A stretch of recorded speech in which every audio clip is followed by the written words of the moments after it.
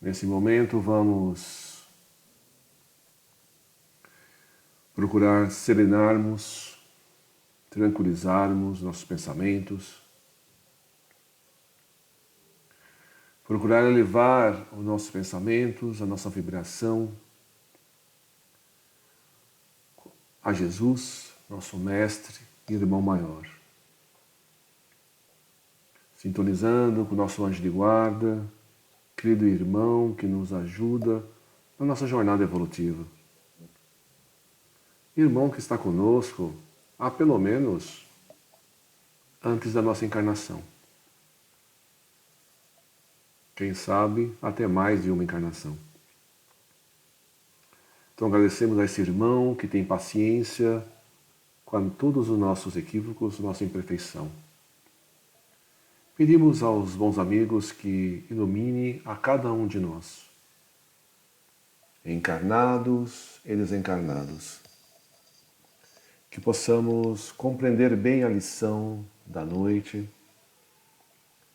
que possamos com essa lição refletir sobre nossas ações, nossas atitudes e procurar reformarmos, fazermos nossa reforma íntima,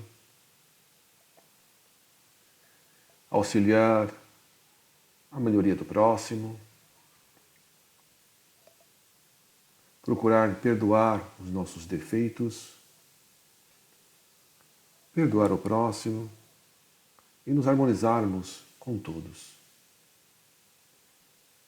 Obrigado por este momento, por essa união de pensamentos que nos eleva até o Mestre Jesus. Que Ele possa nos intuir agora e sempre. E graças a Deus.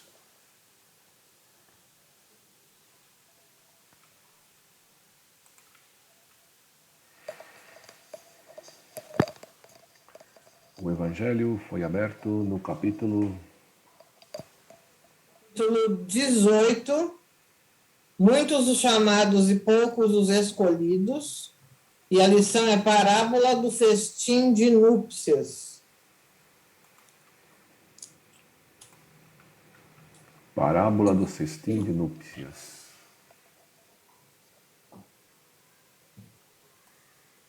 É bem legal essa parábola. É interessante também as interpretações que o Haroldo Dutra faz também dessas parábolas.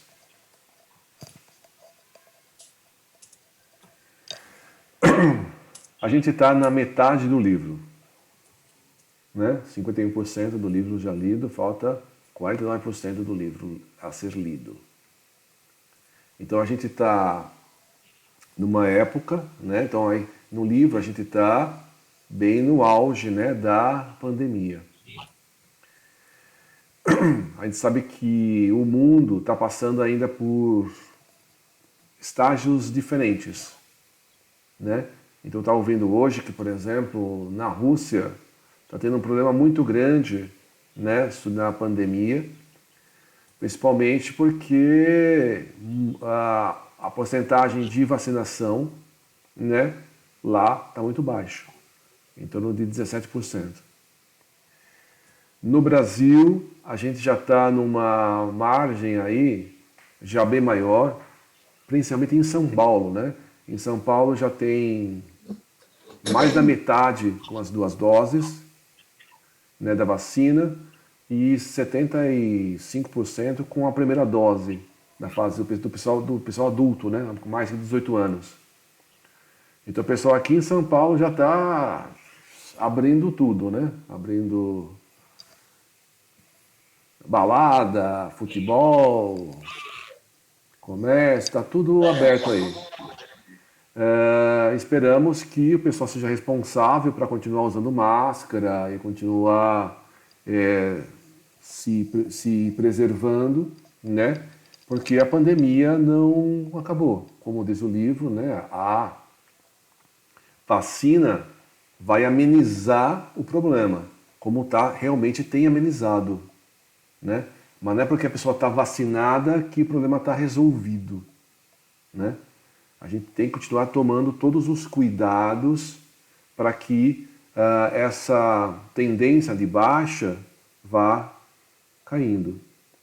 Infelizmente, os países, por exemplo, da África, estão deixados totalmente de lado, né?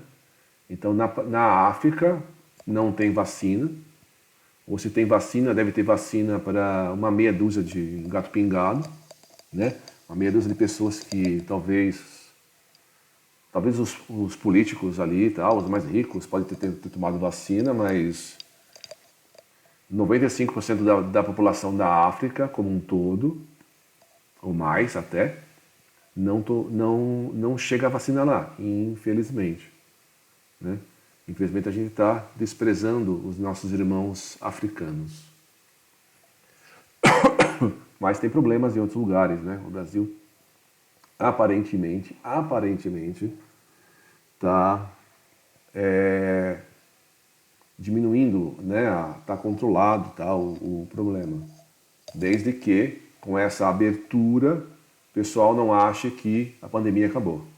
Aí o problema pode ser agravado. Ok? Então, 12. Aprofundando experiências. O irmão Gumercindo dedicava-se ao trabalho na instituição com devotamento invulgar. Casado e pai, enfrentava dificuldades conjugais na intimidade da família. A esposa, facilmente influenciável pelos espíritos e rebelde às diretrizes do espiritismo, criava-lhe muitos problemas que mais o empurravam para o formoso refúgio espiritual da instituição.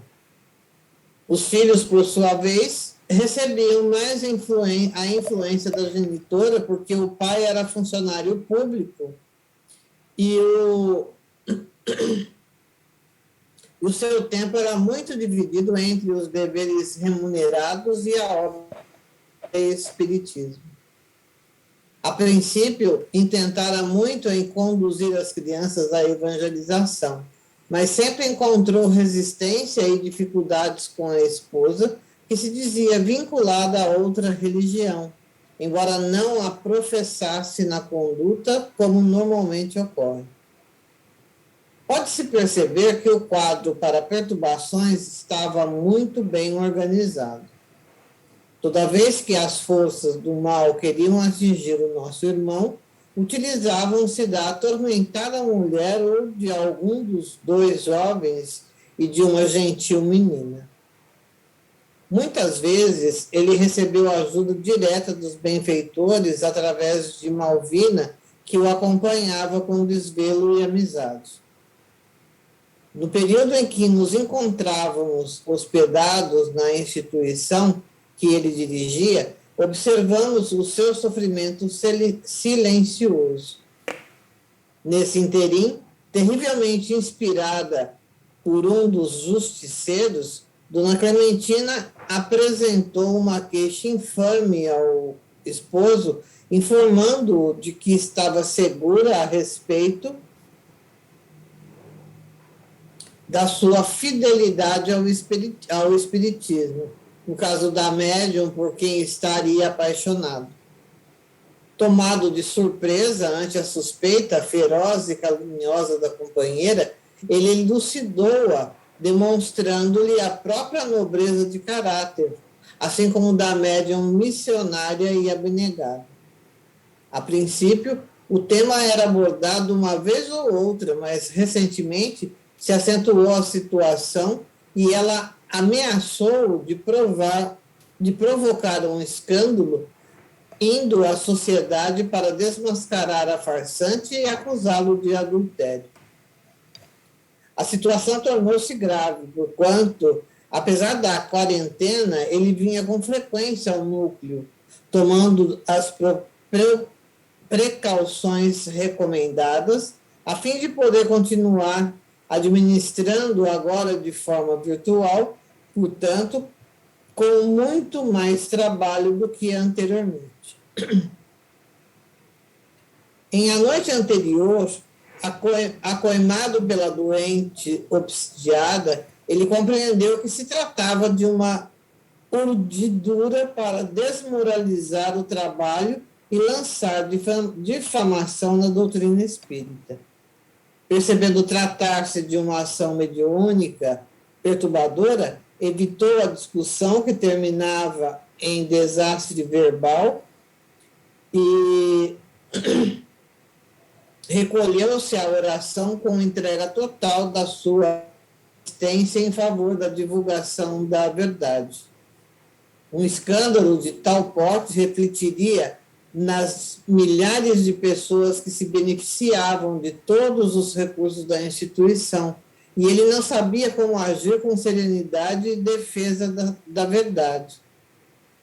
No momento em que orava, atraiu-nos e ao guia espiritual da casa que o acompanhamos no conúbio mental com a espiritualidade e lhe transmitimos forças e coragem para o enfrentamento com o obsessor. Inspiramo-lo a nada dizer à médium inocente, a fim de evitar mais sofrimento para ela e vinculação com o pensamento com a fonte criminosa referta de energia destrutivas. Aplicamos-lhes passos dispersivos a fim de que a tensão nervosa resultante do diálogo agressivo diminuísse.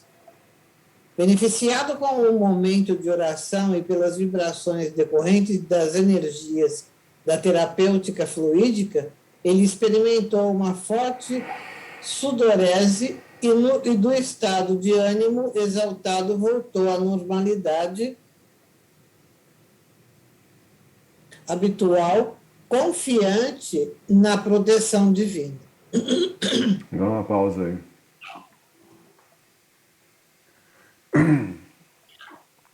Então a gente sabe que a gente está na Terra para evoluir.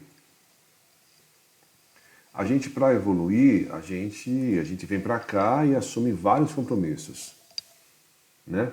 A gente aqui tem, né? A gente passa por experiências para o nosso aprendizado, né? Logicamente, com as orações, a gente vai se mantendo sintonizado com os bons espíritos e vai tendo a proteção.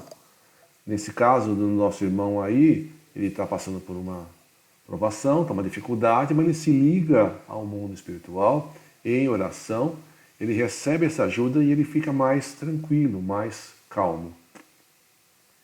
Mas, às vezes, para os obsessores, para nos atingir, eles têm várias artimanhas. Uma é agir diretamente no nosso pensamento. Então vão colocando, ficam nos observando e ficam olhando os nossos pontos fracos que a gente tem. Então ele foca num dos nossos pontos fracos, num dos nossos piores pontos, os mais fracos, e vai trabalhando ali para que a gente, nesse caso, o trabalhador da casa perca a vontade de trabalhar pela casa, ou se afaste da própria casa espírita. Algumas vezes, esse tipo de artimanha não funciona. Então, para os trabalhadores mais, né, disciplinados, em oração, isso não funciona.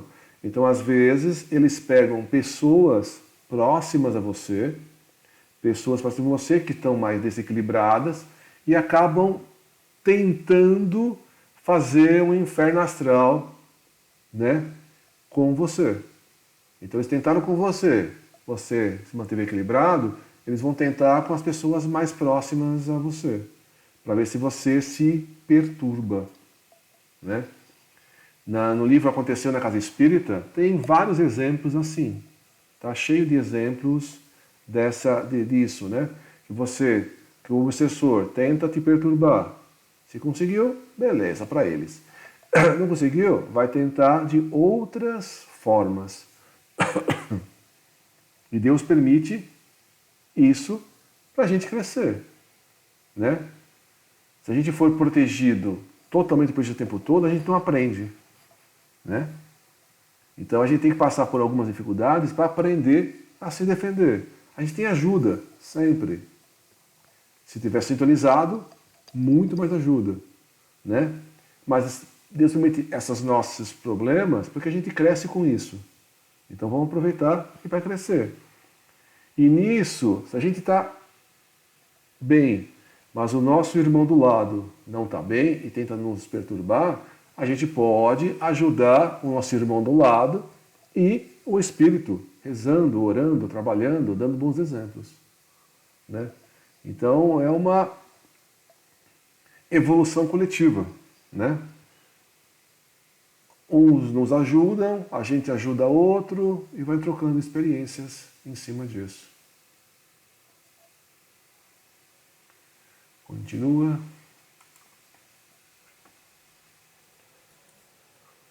Como se fosse um paradoxo, recebeu um telefonema de uma pessoa amiga em desespero por questão doméstica de natureza idêntica, ciúme doentio e desconcertante. O amigo, ao telefone, dizia-lhe já não suportar a situação em tela, porquanto em casa todo o tempo, auxiliando a esposa e os 2 filhinhos, esta o acusava com ferocidade de infidelidade conjugal. Narrava o amigo que lhe explicava a impossibilidade de tal acontecimento em razão de sua conduta inatacável. No entanto, mentalmente violentada por entidade infeliz, ameaçava-o de suicídio. O cavalheiro amigo explicava que já não dispunha de argumentos para silenciar a esposa em crise. O ouvinte, que padecia da mesma injunção, buscou na doutrina a orientação saudável, pedindo-lhe paciência e oração, únicos e valiosos recursos do momento, a fim de sanar a interferência de algum adversário. Sugeriu-lhe, naquele momento, a leitura do Evangelho segundo o Espiritismo de Allan Kardec, de modo a acalmar-se e, em consequência, gerar tranquilidade na companheira. Havia tanta sinceridade de cooperação que o nosso dirigente Spinelli sugeriu-nos a alguns, inclusive ao nosso passista, visitar o lar em angústia naquele momento.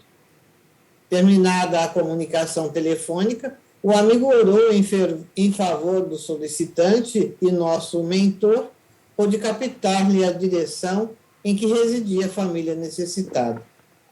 Partimos de imediato e logo chegamos à residência do casal em litígio, encontrando o lar invadido por alguns espíritos ociosos sob o comando de 2 adversários vigorosos que mais tarde compreendemos ser os denominados justiceiros.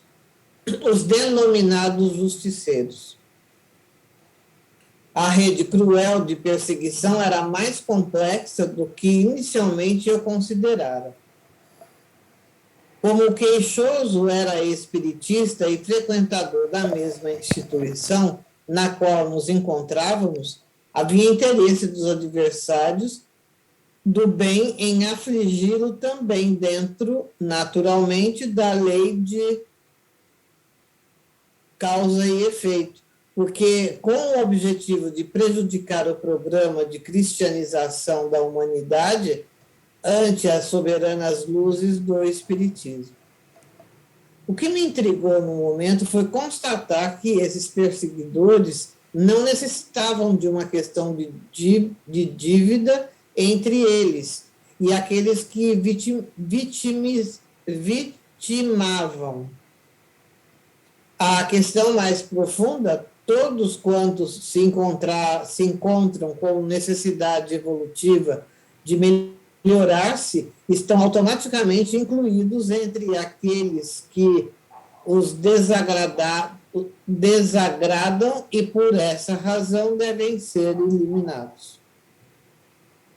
Nesse sofisma, apoia-se a perversidade dos enfermos espirituais para dar prosseguimento ao seu programa de vingança contra a humanidade que um dia, através de criaturas dessas desassinsadas, quais eles, neste momento, feriram-os na loucura que os dominava. Eis uma das razões básicas para a desarmonia que varre o planeta e o desassossego das existências em verdadeiro torvelinho, como consequência das filosofias nihilistas e utilitaristas em que todas as épocas se voltaram contra a ordem e o equilíbrio dos seres humanos.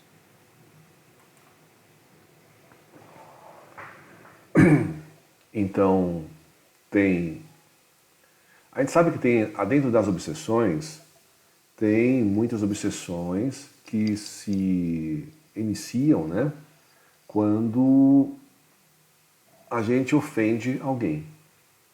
Então a gente faz uma maldade para alguém, a pessoa se ofende com as nossas atitudes, a gente trai, fere, mata, faz as barbaridades, né, das nossas imperfeições. A pessoa ofendida pelas nossas atitudes vai e tenta se vingar. Isso é um tipo de obsessão, né? Esse tipo de obsessão, esse vingador muitas vezes se aliam a outros vingadores, né? Outras pessoas. Então, eu quero me vingar de fulano. Um outro quer se vingar de ciclano. Eu ajudo você na sua vingança e você me ajuda na minha vingança. Isso é muito comum, né? Vingança pessoal. Então, obsessão pessoal. Então, isso é muito comum. Agora, existe também obsessões por a pessoa, né, na obsessão, não está vinculada diretamente a você, mas às vezes está, nesse caso, a uma causa. Então, hoje em dia, existe no mundo um grande grupo, né, de espíritos querendo que a humanidade não evolua. Então eles criam ideias, né, filosofias, e criam um monte de coisa, e hoje em dia é muito fácil disseminar, jogar uma ideia e espalhar essa ideia por todo mundo, né? Hoje com a internet, que nos facilita na comunicação, que permite essa reunião que a gente está acontecendo, que permite que a gente consiga absorver palestras, livros e tantas coisas boas, né? Também é usada para disseminar um monte de coisas negativas. Um monte de filosofias que vão contra, né, a moral das pessoas. Então tem filosofias, tem ideias que você incentiva o suicídio. Ideias que você incentiva pessoas, ódio entre as pessoas. Ideias que você pega uma religião que odeia outra religião. Então eu posso perseguir alguém só porque ele não é da minha religião. Ou perseguir alguém só pelo fato da pessoa não ser branca, pela cor de pele, pela melanina da superfície. Eu, por exemplo, se ficar um bom tempo lá em Londres, que não tem sol, eu fico branquinho. 2 dias no sol, eu fico negão. É normal, né? Porque eu tenho uma certa melanina na minha superfície aqui da pele. Agora, se a pessoa, pela religião, pela cor da pele, pelo tipo de cabelo, sem cabelo, a pessoa se ofende, né? Há essas perseguições. Então tem muitos grupos que perseguem todos os seguidores de Jesus. Por quê? Porque algumas pessoas fizeram guerras santas, fizeram ódio, né? e estavam sob a bandeira, né, de Cristo. Jesus Cristo, falou, não matarás, não fará ódio, não tem ódio contra os outros, amar a todos, perdoar. Mas a gente, na nossa ignorância, fez um monte de bobagem em nome de Cristo. Como tem várias outras coisas. Então tem pessoas que perseguem todos os cristãos. Tem pessoas que perseguem vários tipos de coisa. E tem esse grupo de justiceiro que persegue pessoas que querem crescer, evoluir.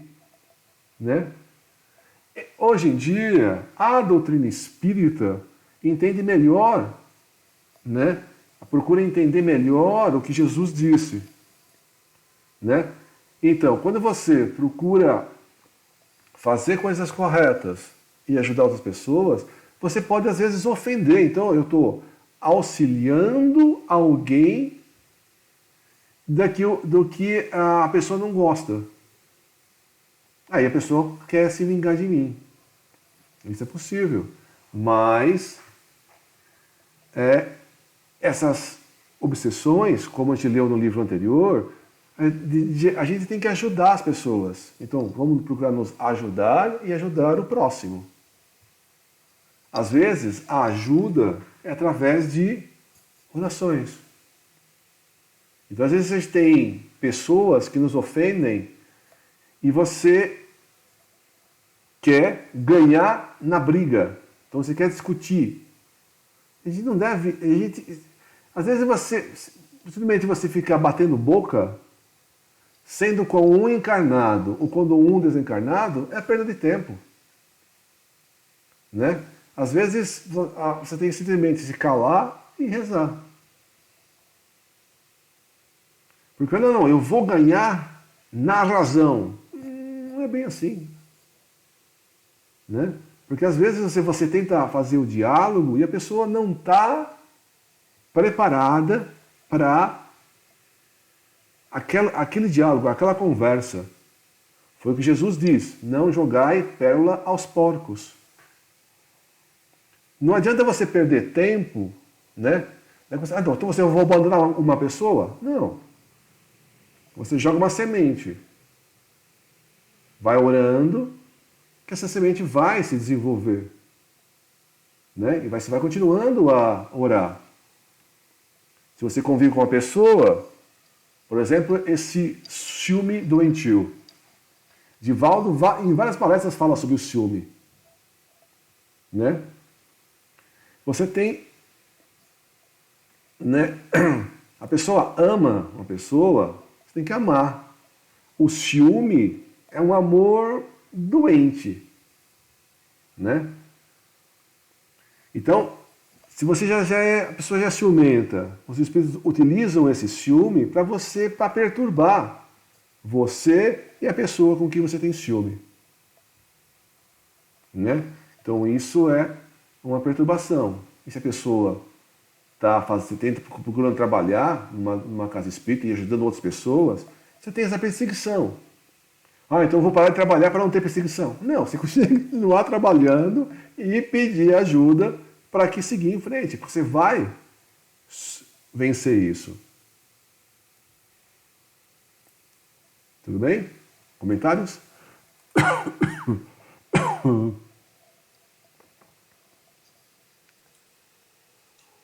A predominância dos instintos primitivos caracteriza esses dias, porém defronta os sentimentos de beleza e amor que vicejam, embora muitas vezes asfixiados pela crueza dos atormentados.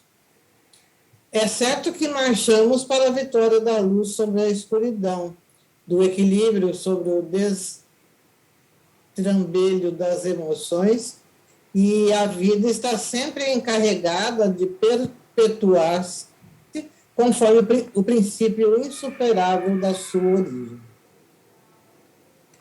Ele se encontrava na alcova de onde saíra a esposa, dominada por um verdugo que a acompanhou à cozinha, onde ela procurou algo fazer para distrair-se. A indução mental continuava empurrando-o para o prosseguimento da discussão com vista à possível agressão física. Spinelli solicitou mentalmente a Cláudio para que a socorresse com um passe especial a fim de afastar o vingador. Ao mesmo tempo que o amigo se lhes acercou da aura carregada de energia escura e pensamentos grosseiros, os fluidos dele começaram a diluir a nuvem mental que a aturdia e conduziu-a ao quarto, onde se encontrava o esposo em lágrimas de agonia, também se viciado por outro perverso vingador ante a zombaria dos circunstantes de muito baixa vibração moral. Eurípides pôs-se a orar em altas vozes que foram ouvidas pelos circunstantes desencarnados e também ergueu as mãos em apoio ao passista, e luzes rutilantes saíram pelos seus dedos que passaram a envolver o casal e atingir os seus perseguidores, que logo se deslocaram das vítimas, gritando com ferocidade e ameaçando-nos com expressões vis e coléricas. Os benfeitores continuarem como se nada tivesse acontecido, e alguns minutos após respirava-se na habitação outra psicosfera e o casal abraçado em lágrimas de reconciliação. A senhora, recuperada momentaneamente, procurava justificar-se das demoradas cenas daquela manhã, enquanto o marido, calmo, acariciava, rogando-lhe que esquecesse e orasse com ele, agradecendo a Deus o bem-estar que subitamente os acometera como se fosse um milagre. Tomadas algumas decisões, Eurípides convocou alguns amigos da sua comunidade e solicitou-lhes permanecer naquele lar até segunda ordem, evitando quanto possível o retorno dos invasores, ou a presença de outros do mesmo nível evolutivo. Asserenados os corações que dialogavam calmamente, estudando a possibilidade de tratar-se de uma perturbação para afligi-los, saímos em direção do nosso abrigo. O dia transcorreu muito movimentado, não somente com o agravamento da doença no país, em face da contaminação volumosa, enquanto se anotava simultaneamente a dádiva de algumas primeiras recuperações, que trouxeram muita alegria a todos. Ao cair da tarde, acercamos-nos do mar, que ali ficamos na praia, em um recanto de beleza incomum, beneficiando-nos da natureza e conversando sobre as ocorrências do dia que se apagava. Foi estabelecido que no próximo amanhecer realizaríamos uma reunião mediúnica especial para o atendimento de algumas dessas entidades sofredoras que necessitavam de enfrentar a justiça durante o engodo que de serem aqueles que a aplicavam. Quando a noite chegou, coroada de astros refulgentes, fomos convidados a preparar a reunião, isto é, atrair os que se comunicariam à colocação de aparelhos próprios na prática da desobsessão e cuidados especiais com as duas médiums, uma de cada plano da vida. Deixamos-nos conduzir pelas horas que avançavam e nos beneficiávamos com os trabalhos espirituais da sociedade em que nos encontrávamos e com as ocorrências naturais. Meditava em silêncio absoluto, é somente pobreza dos órgãos auditivos de inquietude, não é paralisia. há movimento incessante em toda parte, porque a vida é realmente um milagre da movimentação. Dá uma pausa aí. Então, Então, foi feita a oração pedindo ajuda. Com essa oração pedindo ajuda, a gente recebe a ajuda necessária. Então a gente tem que procurar se reequilibrar. Então a gente está lá, eu estou perturbado, eu estou nervoso, eu estou tenso e tal. Eu vou rezar, orar, pedindo ajuda. E essa ajuda é feita, né, ajudada. Quanto mais você vai, não estou conseguindo nem orar. Continua tentando, continua se esforçando, que você vai aos poucos se acalmando, serenando, e você vai conseguir orar com mais tranquilidade. Às vezes a perturbação nossa é tão grande, os problemas são tão grandes, ou a gente encara isso, né, sejam grandes, e que a gente não consegue fazer as orações adequadas. Mas se a gente insistir, a gente vai conseguir. A gente vai ter ajuda, né, para ter esse ambiente. Então, esse casal, né, que estava brigando, tal, ele recebeu essa ajuda, essa proteção, eles se acalmaram e eles entenderam, tal, e ficaram em paz. E o Eurípides pediu para que fosse feita uma proteção na casa por algum tempo, para dar uma certa tranquilidade para esse casal, né? Para que eles conseguissem, né? Essa proteção vai ser eterna? Não. Eles têm que, o casal mesmo tem que gerar essa proteção, mas por um tempo, vamos deixar essa proteção para poder eles se terem energias para eles mesmos, né, enfrentarem os problemas. Esses espíritos denominados justiceiros, né, esses espíritos, né, que são obsessores, eles vão ser tratados numa reunião mediúnica, né? Então, para conversar com alguns espíritos, é interessante a interação numa reunião mediúnica. Então, como que você faz isso? Você vai preparar a reunião em certo horário e você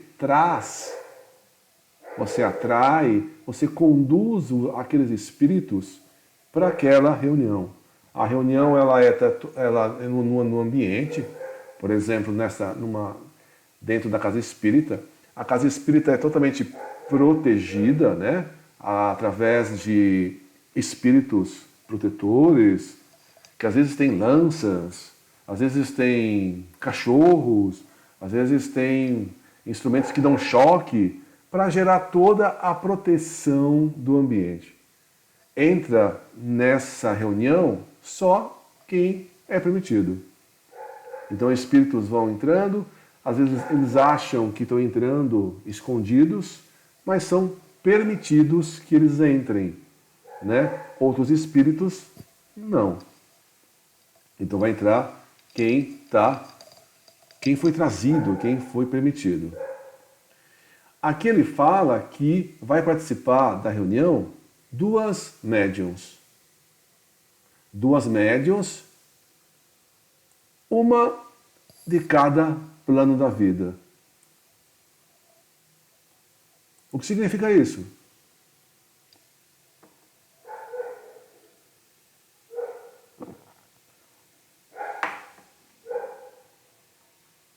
O que significa isso? Duas médiuns, uma de cada plano da vida. é uma desencarnada que mora no mundo espiritual e a outra que está aqui.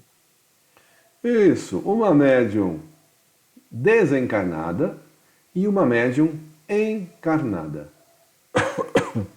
Então a reunião vai acontecer no mundo espiritual, né? Mas vai participar como médium uma médium desencarnada e uma médium encarnada em desdobramento. Uma médium encarnada que deve estar dormindo, que vai ser levada e vai interagir também como médium nessa reunião espiritual.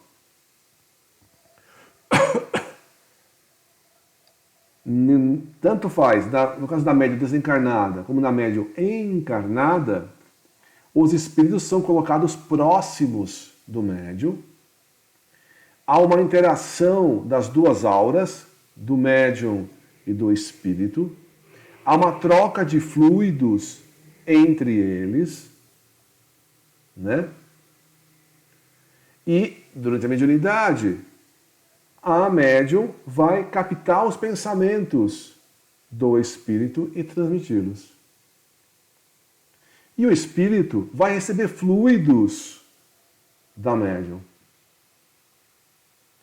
Então, e esses fluidos que o médium está doando para o espírito podem refazer o perispírito dele, podem acalmá-lo.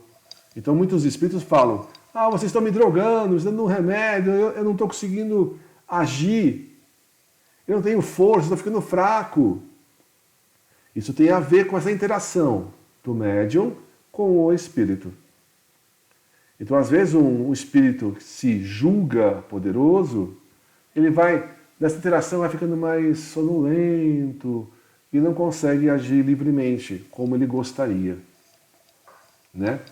E nisso é possível uma conversa com esse espírito. Talvez fosse difícil ter essa conversa em uma outra situação. Então, essas condições mediúnicas vão deixar o espírito mais propenso à conversa, né? Para que ele seja explicado para ele por que ele está lá, né?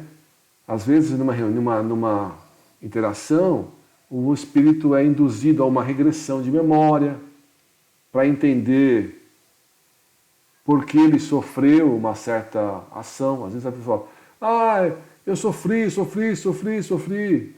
Aí ele volta na memória e fala: nossa, eu fiz muito mais. Perturbei muito mais, eu fiz pessoas sofrerem muito mais, muito mais, do que o sofrimento que eu tive. Então ele percebe que ele sofreu um pouquinho, e o que ele fez sofrer foi um tantão, né?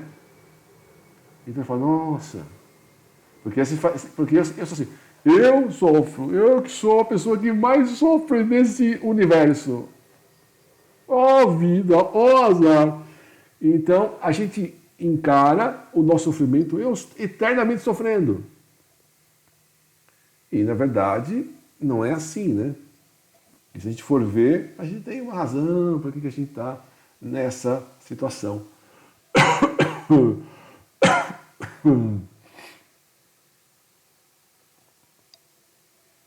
Ok?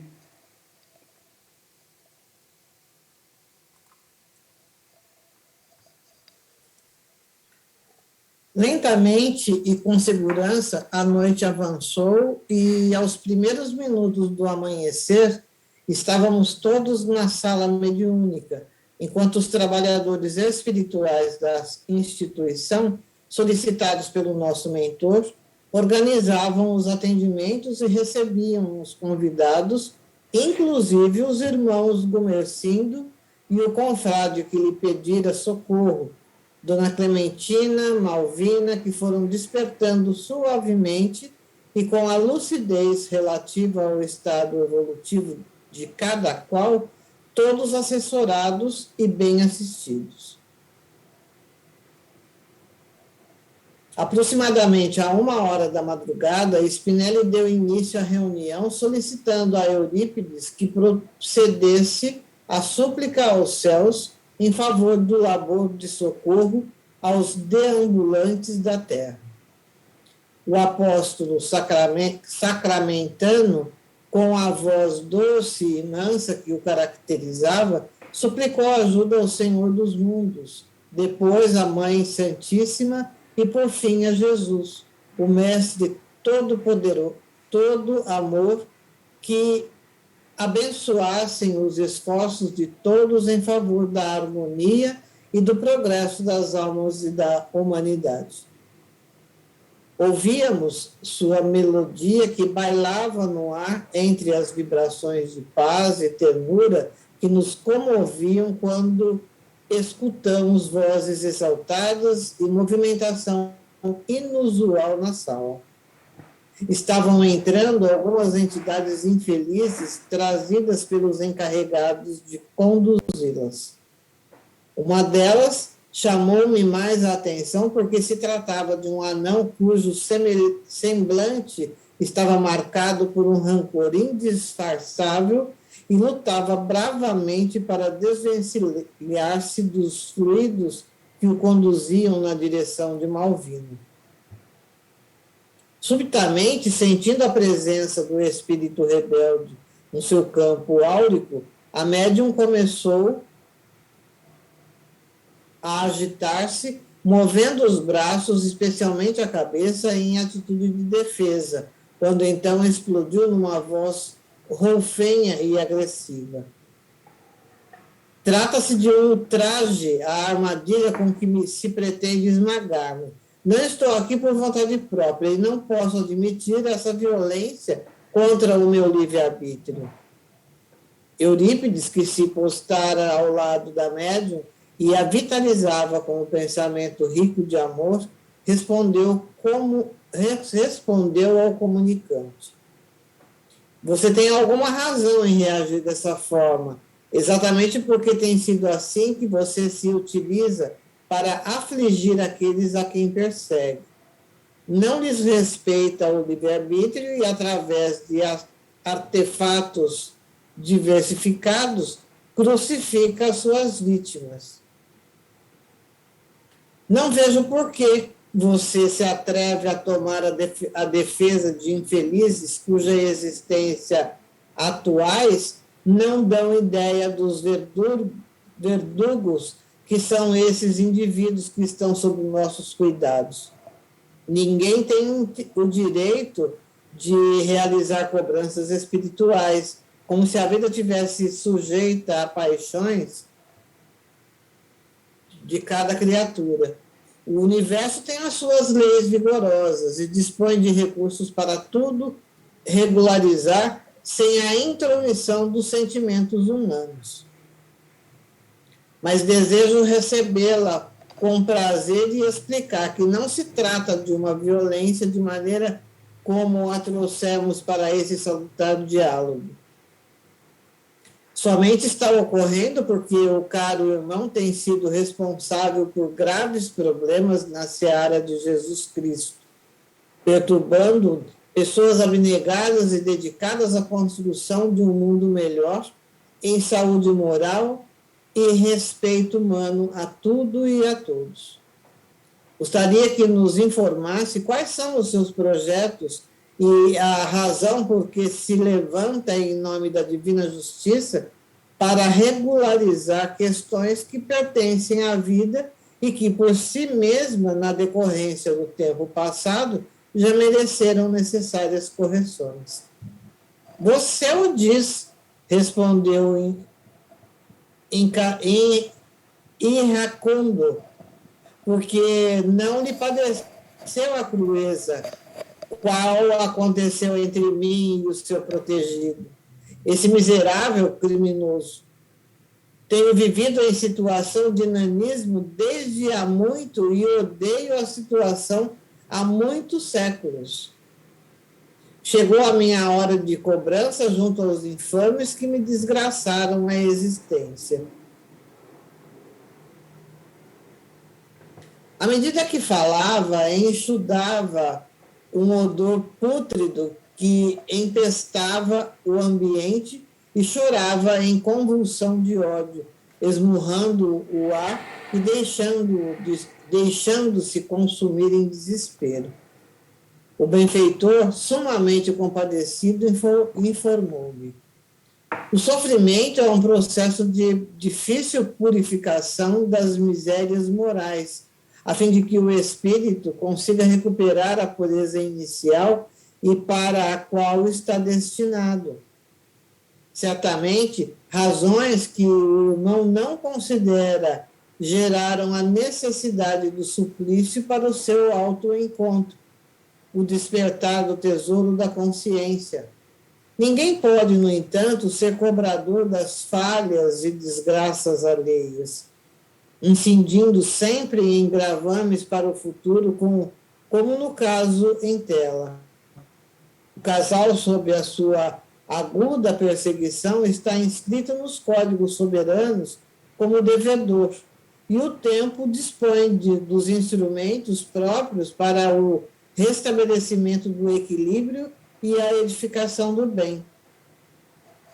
Se você pensa que poderá afligi-los e assim vingar-se passado o momento da derrota de ambos, como você se sentirá? Que fará após vê-los tombar no vale terrível da amargura? A partir de então, você estará em curso na contabilidade como devedor. E essa roda não cessará enquanto o amor não luarizar, não balsamizar as feridas do padecimento. Já vai longe, bradou o revoltado infeliz, quando fui hospitalizado pelos criminosos que me destruíram.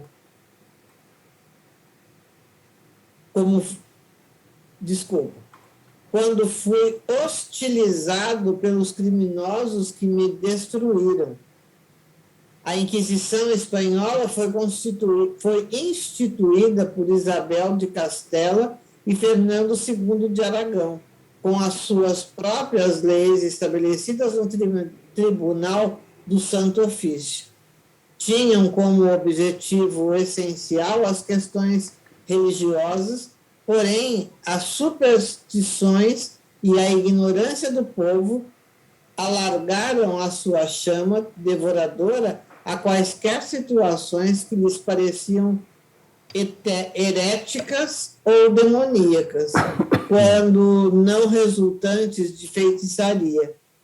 Entre esses itens surgiram formas de perseguição cruel a ciganos, anões, como aos portadores de demônios ou aos próprios demônios assim nascidos. Os massacres, né, dessa natureza multiplicaram-se em toda parte e chegaram à Espanha, prolongando-se até o século XIX, quando foram legalmente abolidos, mas não terminados. Naquele período infame, o valor do indivíduo era o resultado do poder do dinheiro e das ligações entre a Igreja Católica e a coroa. A cegueira da justiça era fácil de ser comprovada através dos crimes praticados pelos dominadores das massas estúpidas e subservientes. Eu e um reduzido grupo de anões descendíamos de Davi, um dos pais da raça de Judá, e éramos perseguidos sistematicamente, conseguindo sobreviver abjurando a nossa fé. Na condição de marranos, vivíamos fora dos muros da cidade e pagávamos impostos extorsivos. Periodicamente éramos expulsos para Portugal, onde concluíam as matanças para outras religiões da Ibéria ou outros países que também nos perseguiam.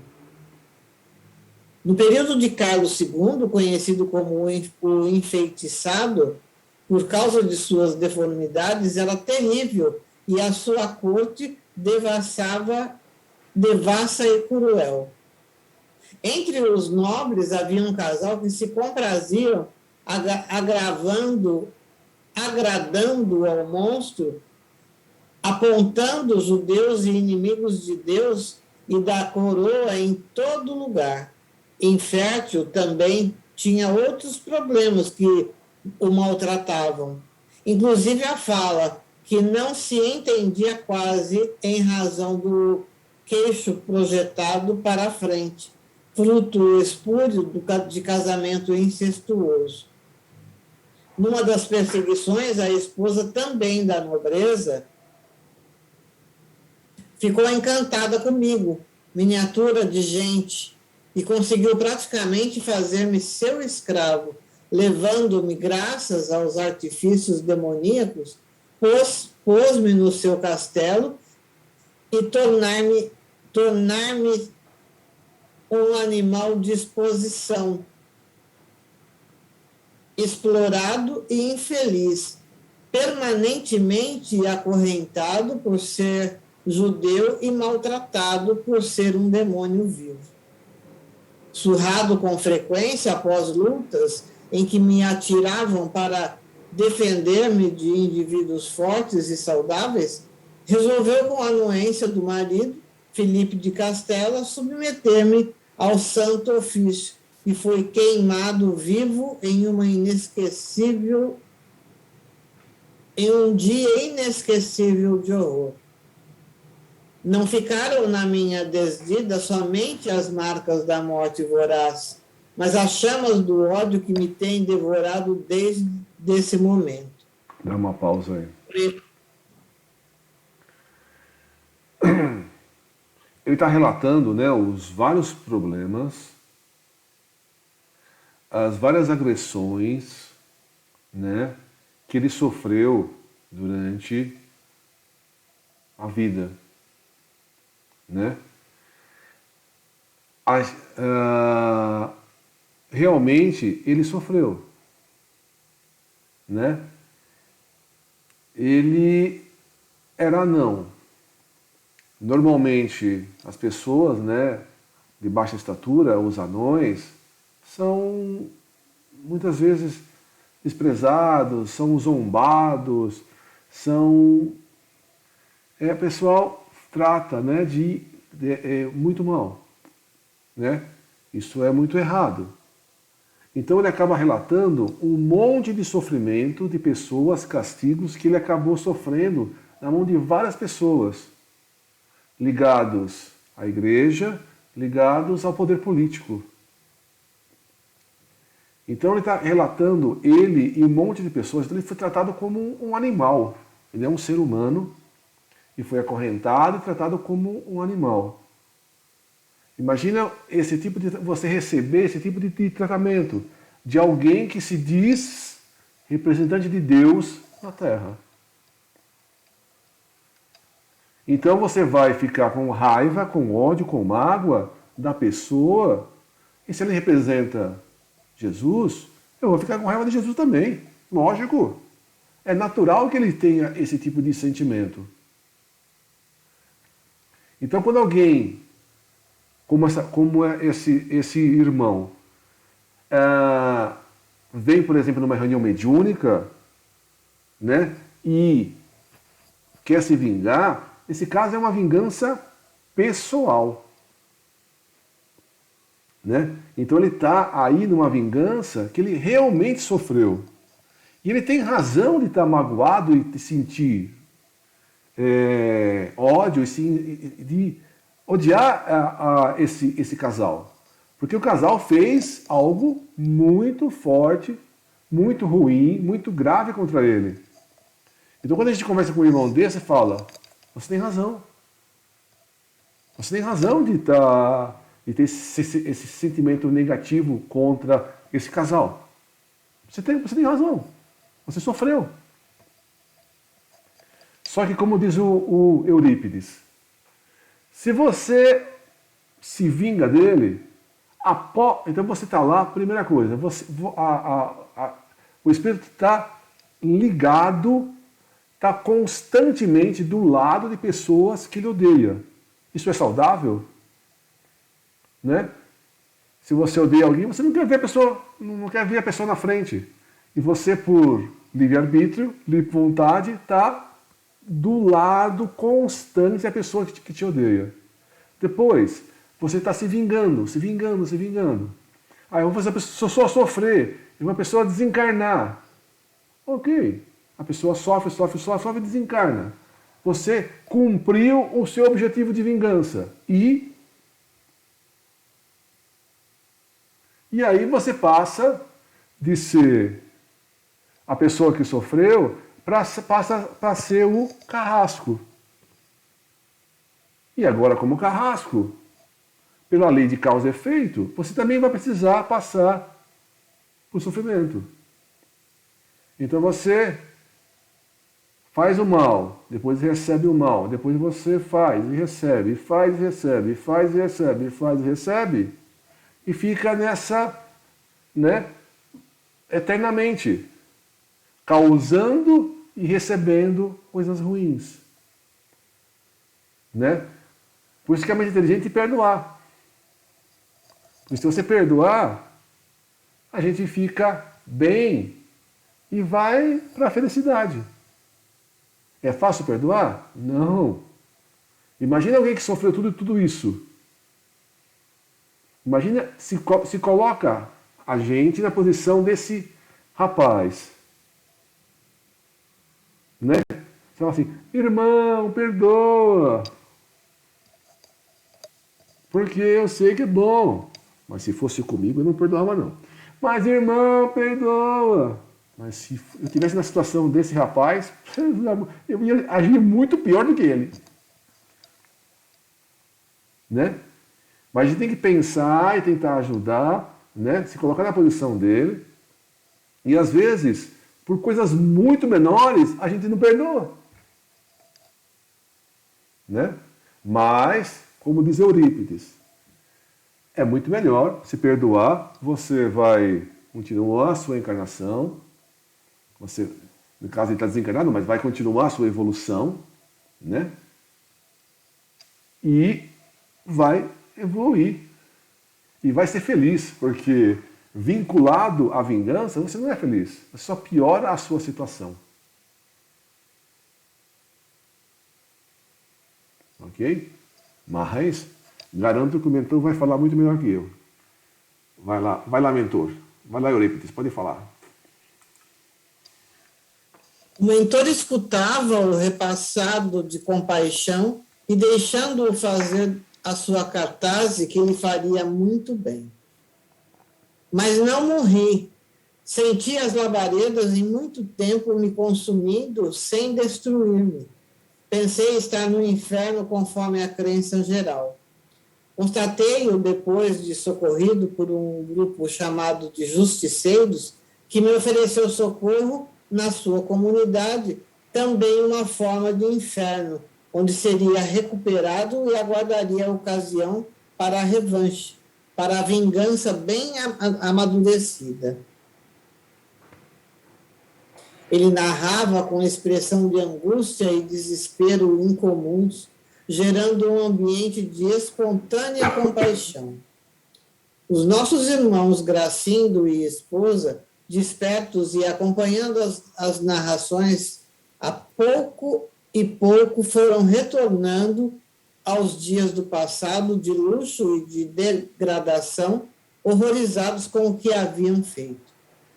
O desditoso continuou na sua verbalização quase automática. Nesse interim, tomei conhecimento das reencarnações como mecanismo de justiça e presídio de resgate ou caminho de libertação. Não sei bem o que é, mas existe, e aguardei a ocasião do reencontro, o que se deu há pouco menos de 2 anos, quando fui atraído pelo magnetismo dele, a inconsciência e irresponsabilidade dela. Estavam disfarçados, reencarnados, eram outros, mas interiormente os mesmos. Passei a acompanhá-los e influenciá-los com o meu pensamento de vingança, acolhido vagarosamente nas suas falhas mentais e morais, nela em particular no ciúme. Ele me tem sido mais difícil em razão das suas preocupações com o falso Jesus, a que pretende servir e está gerando dificuldades aos planos da nossa organização, que é expulsá-lo do mundo. Fez uma pausa, ao mesmo tempo que ululava de dores morais e dos fluidos gentis da médium que o recebia, diminuindo-lhe a carga de angústia. No silêncio que se fez natural, o nobre Eurípides falou-lhe com afabilidade. A sua história é igual à de muitos outros irmãos nossos. Comove-me as lágrimas. Também trago no coração as flechas dos males que pratiquei contra mim mesmo. No entanto, o sublime medicamento para a dor tão profunda é o perdão. Os irmãos acusados não são mais os mesmos, porquanto, na fileira dos anos do passado, retornaram mais de uma vez a aprender as lições sublimes do amor e da fraternidade. Ficaram no passado aqueles dias hórridos de barbárie e alucinação. Atualmente, o irmão Gumercindo está tentando apagar as marcas dos crimes de ontem, consolando as lágrimas de quem hoje chora. A sua esposa, ainda enferma dos sentimentos, necessita de compaixão a fim de ter forças para a recuperação necessária. Somente Deus sabe as razões do seu sofrimento naquela ocasião. Há uma causa anterior que lhe trouxe como consequência as dores da forma humana e os padecimentos propostos pela ignorância das criaturas naquela época, há mais de 300 anos.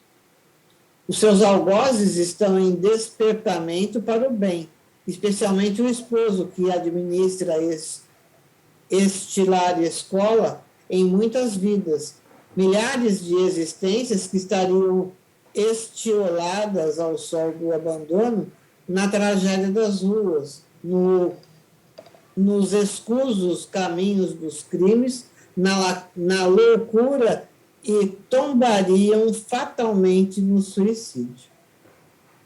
Conceda-lhe o favor da compaixão e mais tarde a bênção do perdão, que também iluminará o seu caminho, auxiliando-o na ascensão espiritual. Recorde-se de Jesus até hoje perseguido.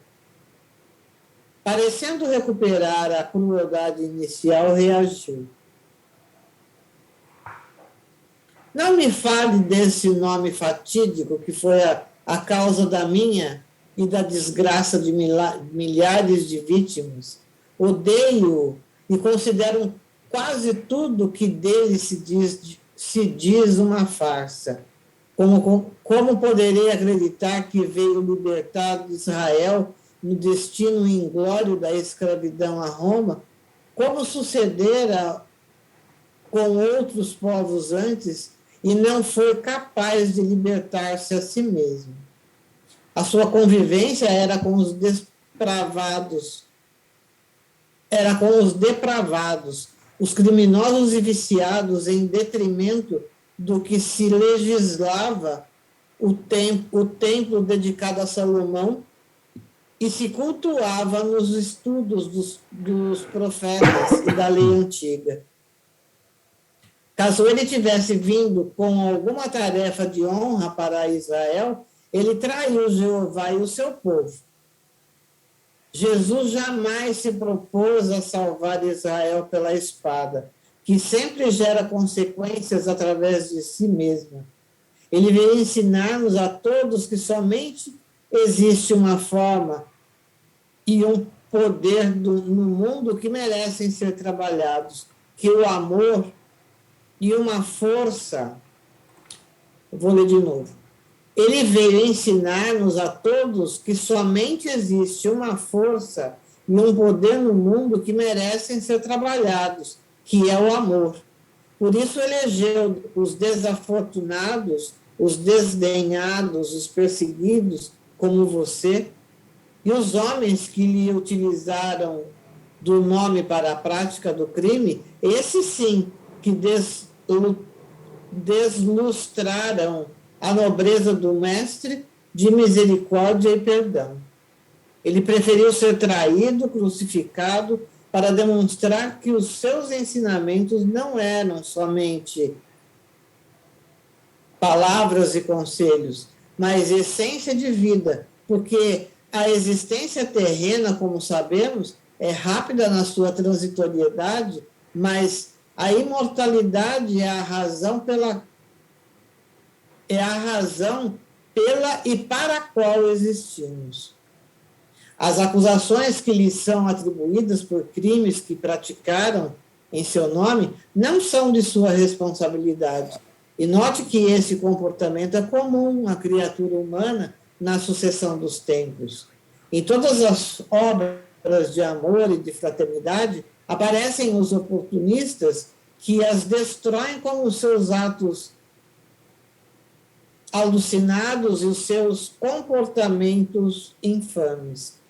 No dia em que Jesus for realmente vivido e ensinado, estarão em relevo a caridade e o amor, guiando as vidas na direção do reino dos céus, que se edifica no íntimo do coração.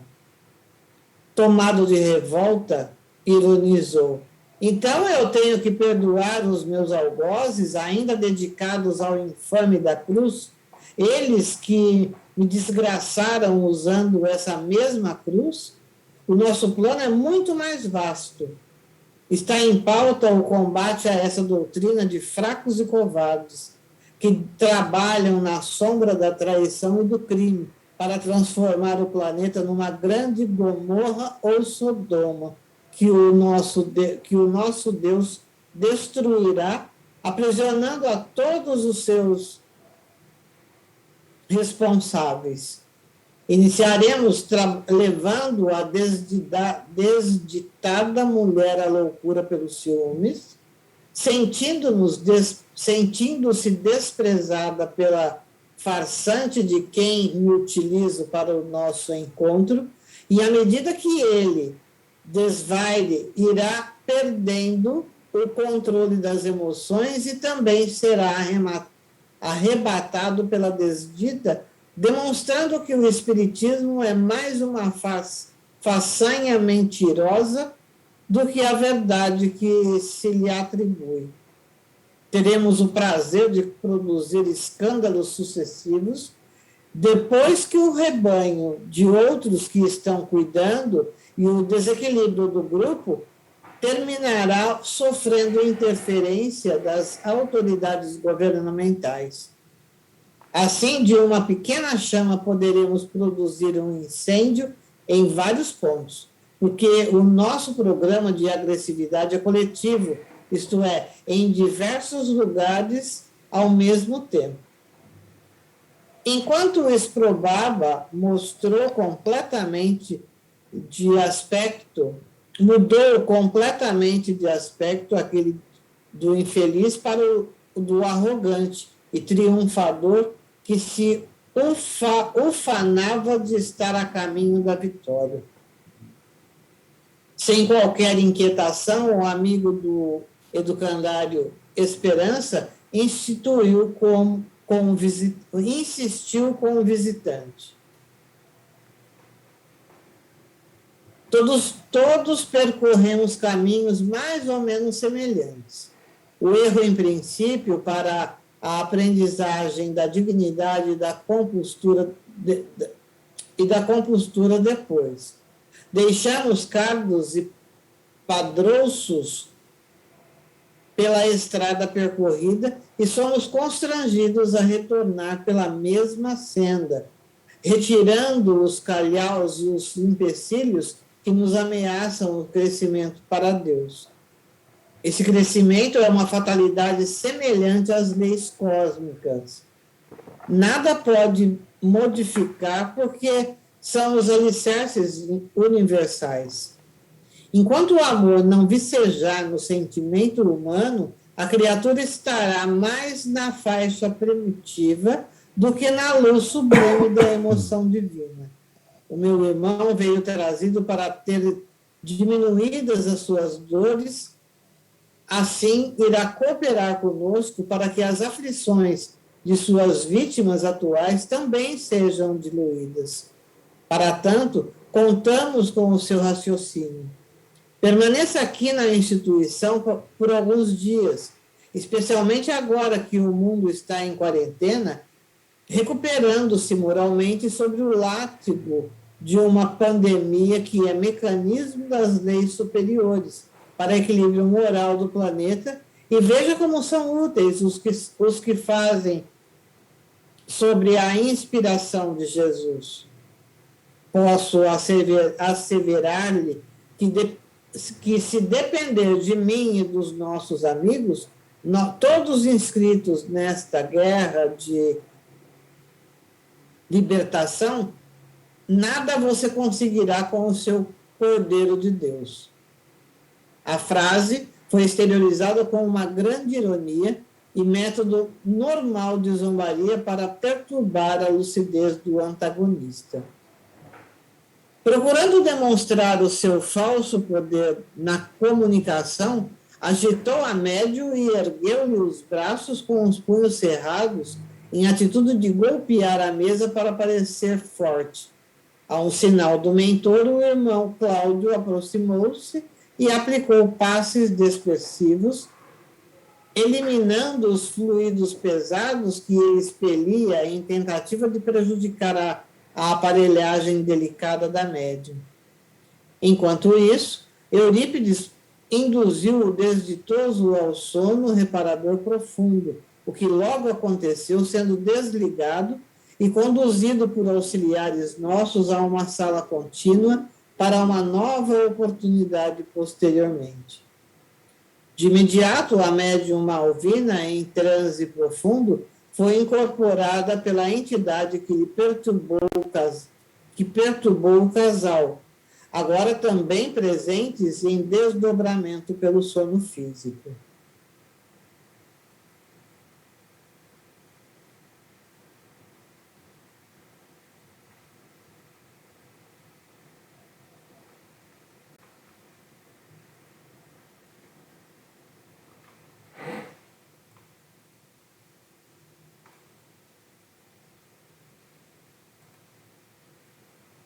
O que eu fiz? Não.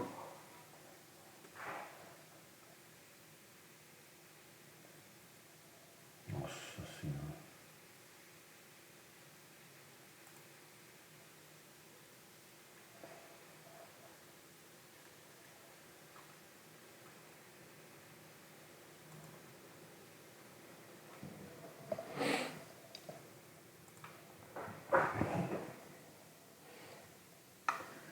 Então, esse rapaz, né, ele sofreu muito, né, na mão desse casal. Essa vida, né, de que ele sofreu muito, aconteceu há 300 anos. Assim que ele saiu da encarnação, né, que foi queimado vivo, né, outra coisa grave, né, quando fizeram contra ele,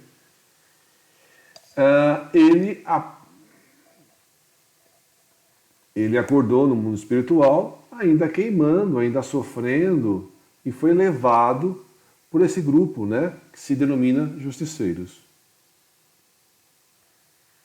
E isso, nesse grupo que se denomina justiceiros, né, ele se juntou para se vingar de todo mundo que fez mal para ele. Natural, com tanta barbaridade que fez com ele, ele se sinta revoltado e com a vontade de vingar. Como muitas... Então, quando Jesus veio, quando Jesus reencarnou na Terra, os judeus, o que eles queriam Queria que Jesus os libertasse do jugo de Roma. Israel estava sob domínio de Roma. E o que eles queriam de uma pessoa? Que libertasse ele desse... Né, do domínio de Roma. Então imagina o seguinte, nós todos orgulhosos sendo dominados por um outro povo. Eu quero expulsar aquele povo. E Jesus não veio para isso, né? Jesus veio para ensinar caridade, ensinar o perdão, ensinar o amor. Então esse rapaz que era também de descendência judia, também tinha revolta contra Jesus, que não libertou o Israel de Roma. Eurípides está conversando com ele e tentando ensinar que ele deveria perdoar. Né? E não é fácil perdoar. Outra coisa que ele faz, e que muitas vezes a gente também fala nas reuniões mediúnicas com os espíritos, fica conosco alguns dias, observa o nosso trabalho e você vai entender, você vai analisar, né? Fique conosco, analise o trabalho feito nessa casa e você mesmo decide, né? Isso que o Eurípides falou, a gente também faz nas nossas conversas com o mundo espiritual, né? E às vezes o espírito, ele é obrigado a acompanhar as atividades da casa e após algum tempo ele percebe que aquelas pessoas que ele estava perseguindo, né?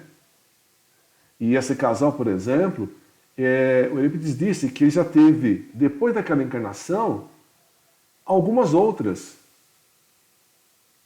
né? Se foi há 300 anos, ele pode ter, por exemplo, 2 vidas depois, por exemplo, depois que desencarnou dessa barbaridade que eles fizeram, pode ter reencarnado 2 vidas, por exemplo, e nessas 2 vidas eles cresceram, melhoraram.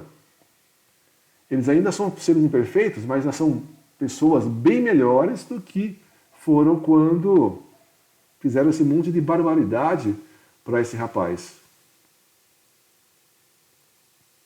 Agora, o que o Eurípides está dizendo eles fizeram coisas ruins e eles vão resgatar tudo perante a lei de Deus. Mas você passou por esse sofrimento porque também tinha uma causa anterior. Você passou por isso, né? Porque também você deve ter feito coisas erradas antes dessa vida. O que não justifica as atitudes desse casal. Mas a gente faz coisas erradas, né?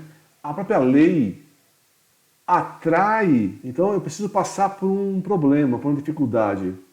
A própria lei faz com que a gente se aproxime de pessoas, né, que naturalmente fariam coisas ruins. Então, se ele vai fazer coisas ruins por instinto, pela baixa elevação, ela canaliza o que ele vai fazer para uma pessoa que precisa passar por esse sofrimento. Então, quem está recebendo e aprendendo com os ensinamentos do sofrimento, beleza. Mas quem está praticando as coisas erradas vai ter que se reparar perante a lei. Deus não castiga ninguém, mas nós temos que reparar os nossos erros perante a lei de Deus. Né? Deus não cobra com juros, com correção, nada disso. Normalmente a gente paga nossas dívidas com abatimento das coisas. Né? Você deve quanto? Eu devo 1 milhão. 1 milhão? Se você pagar R$100, eu quito a sua dívida. É mais ou menos assim que Deus trabalha. Mas que desses R$100 você aprende a lição. Não, eu não quero pagar 100, eu quero pagar 1.000. Falei, ok. Então você sofre mais e paga 1.000. Né? Agora, no final aqui da fala dele, ele diz, ele não aceitou ajuda. Então ele vai ter que voltar outras vezes para continuar a conversa. Às vezes, né, essa conversa que você tem com os espíritos acontece várias vezes. Né? Então você conversa uma vez, depois de algum tempo ele volta, né? Aquelas ideias, aquela conversa que a gente tem com ele, vai ficando, ele vai remoendo aquilo, ele vai observando novas situações. E isso vai fazendo com que ele vai refletindo. E às vezes ele volta, às vezes, 1, 2, 3, 4, e às vezes meses a fim, até que ele entenda, né? Então não é assim, ó, reunião mediúnica, ele acorda. Não é bem sempre assim, né? Apesar de toda a preparação, todo a ajuda, tudo que o mundo espiritual faz. Perguntas, dúvidas, esclarecimentos, comentários?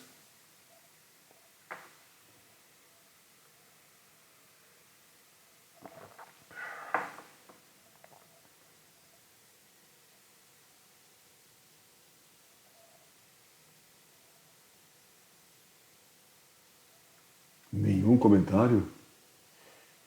Puxa vida.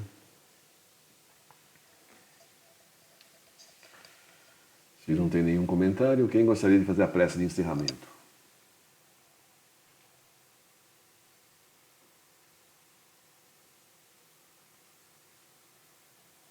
Mais alguém?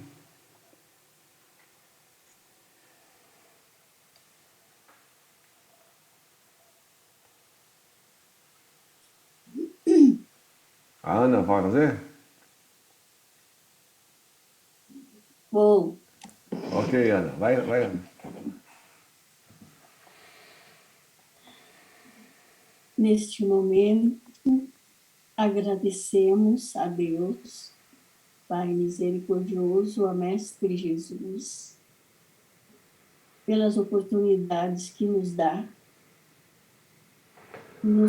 e termos esses aprendizados que nos faz compreender o porquê, o que é a vida e como devemos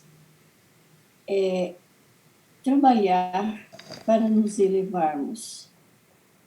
Agradeço a equipe espiritual presente, Irmã Maria, Irmã Joana, Irmão Dito. Agradecemos a doutor Bezerra de Menezes, que trabalha intensamente atendendo, visitando os nossos irmãos enfermos. Agradecemos aos nossos anjos de guarda que nos ampara, que nos orienta e que está sempre presente. Dizemos, ó Pai, nosso que estais no céu, santificado seja o vosso nome. Venha a nós o vosso reino, seja feita a sua vontade, assim na terra como no céu. O pão nosso de cada dia nos dai hoje. Perdoai as nossas ofensas, assim como nós perdoamos a quem nos tem ofendido. Não nos deixeis cair em tentação, mas livrai-nos, Senhor, de todo o mal. E assim seja, e graças a Deus.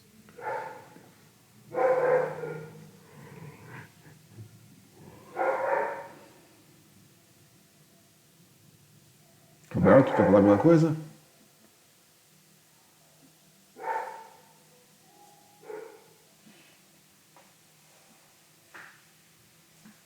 Não? Ok. Então, boa noite a todos. Boa noite. Obrigada, Luísa. Boa noite, até amanhã. Tchau, tchau. Até amanhã, gente. Boa noite, boa noite. Boa Lorenza. Bom dia. Boa noite. Até amanhã. Até amanhã. Até amanhã.